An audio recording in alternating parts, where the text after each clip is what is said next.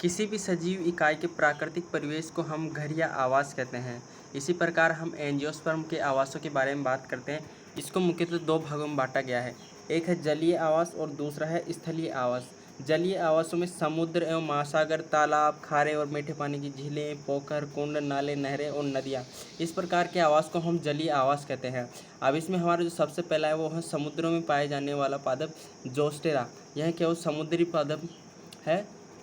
उसके बाद बात करते हैं जो फ्रेश वाटर में पाए जाते हैं, स्वच्छ जल, लवण रहित पादप जल में पाए जाने वाले हैं, वो है न्यूलम्बो, निम्फिया, ट्रापा आदि।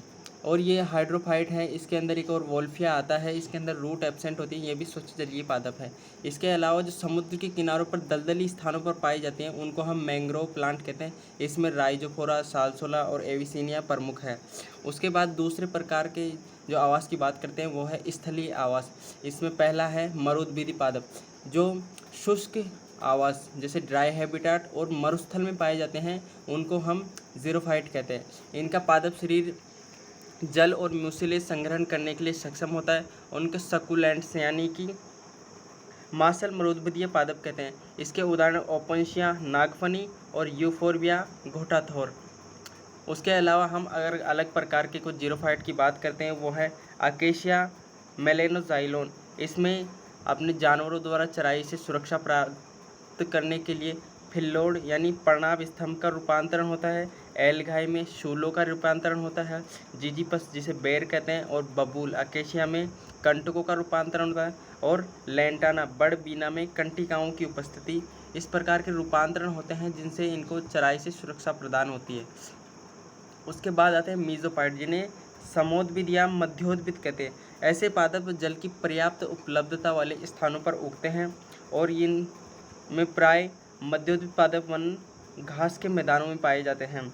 इसमें आते हैं हमारे एवरग्रीन फॉरेस्ट यानी सदाबहार वन, जहाँ पतझड़ का कोई निश्चित समय नहीं होता। और आते हैं पर्णपाती वन यानी डेसिडियस फॉरेस्ट, जहाँ उगने वाले वृक्षों में पतझड़ का कोई निश्चित मौसम होता है और इनमें जो एवरेज रेनफॉल है यानी वर्षा का औसत होता है वो बहुत ज़्यादा होता है। इसके बाद आते हैं कुछ अलग प्रकार के हैबिटाट जहाँ पर एंजियोस्पर्म पाए जाते हैं। सबसे पहला है ऑक्जेलोफाइट। ऑक्जेलोफाइट अम्लीय मृदा में पाए जाते हैं, जिसकी मृदा की पीएच 7 से कम प्राय 4 या 5 होती है। और इस प्रकार की मृदा में कैल्शियम का अभाव होता है, जैसे रोडोडेंड्रोन, बिच्छुबुटी, रूमैक्स आदि। उसके बाद है सैमोफाइट। सैमोफाइट्स ऐसे पौधों को कहते हैं जो मरुस्थलीय बालुई मिट्टी में पाए जाते हैं, यानी सैंड सॉइल में पाए जाते हैं। इसके अंदर है लेप्टिडिनिया, कैलिगोनम और मोलिगो। हेलोफाइट है तीसरे नंबर पर, जो खारे पानी की झीलों, समुद्र और लवण युक्त मृदा में पाए जाते हैं। सालसोला, स्यूडा और टैमेरिक्स इसके उदाहरण हैं। उसके बाद है सैक्रोफाइट्स, जो निम्न तापक्रम वाले स्थानों जैसे पहाड़ों की बर्फीली चोटियों और एल्पाइन रीजन में पाए जाते हैं। इसे कहते हैं थैलिक्ट्रम, इसका उदाहरण है। एपीफाइट आप जानते हैं, वो पौधे जो दूसरे पादप शरीरों पर अपना जीवन यापन करते हैं। इनको स्पेस पैरासाइट भी कहा जाता है, जैसे आर्किड्स। Thank you.